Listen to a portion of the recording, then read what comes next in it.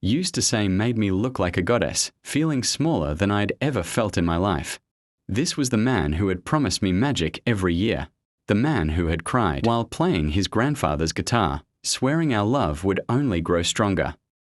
And here he was, treating our anniversary like a dentist appointment he'd accidentally missed. It's just a date, Isla, he said, already reaching for his work bag.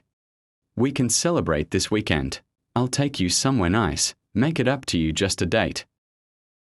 The 3 words that shattered everything I thought I knew about us.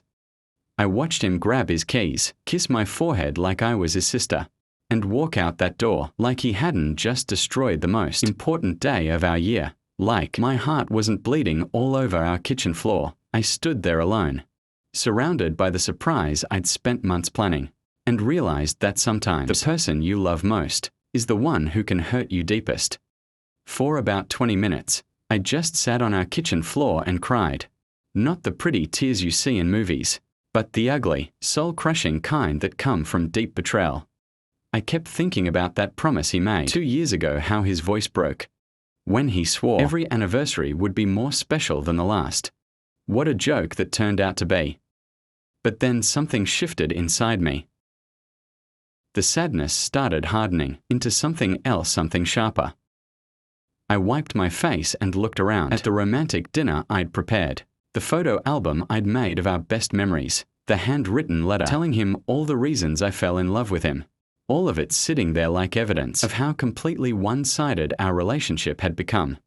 That's when my eyes landed on his guitar in the corner of the living room, his precious grandfather's guitar that he treated like a holy relic. The same guitar he'd played during our first anniversary, the one he'd used to promise me forever. I walked over and ran my fingers along its worn wood, remembering how tenderly he'd held it that night, how his eyes had filled with tears when he told me it was the most important thing in his life. More important than me, apparently. The plan came to me like lightning. If Theo could forget the most important day of our relationship, maybe it was time he remembered what forgetting actually costs. He always said that guitar held his most precious memories. His grandfather teaching him to play, the lullabies that helped him through grief, the song he wrote for me on our first anniversary. Well, those memories were about to get a very different ending. I called his brother Felix first. Felix had always been the responsible one, the brother who remembered birthdays and showed up when family needed him. When I told him what Theo had done, the silence on the other end of the phone was deafening. He forgot your anniversary. Felix's voice was tight with disbelief. Isla, I'm so sorry. That's not the brother I raised him to be. Felix understood immediately why this hurt so much. He'd been there that first anniversary, had helped Theo set up the backyard, had seen how much thought and love went into every detail. He knew this wasn't just about a forgotten date. It was about broken promises and taking love for granted.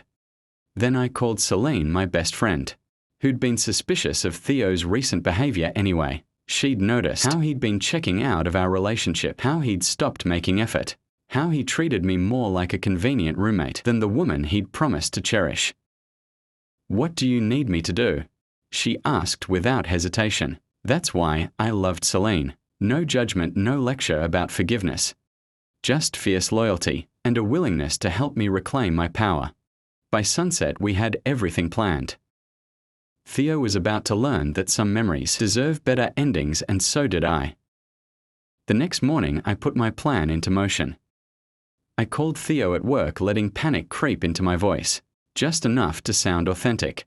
Theo, you need to come home right now. Someone broke into our house. The change in his voice was immediate. What, are you okay? Did they hurt you? Did you call the police? I'm fine, but Theo. I let my voice break perfectly. Your grandfather's guitar. I think they damaged it. I'd never heard him move so fast. He was home in 15 minutes, bursting through our front door like a man possessed.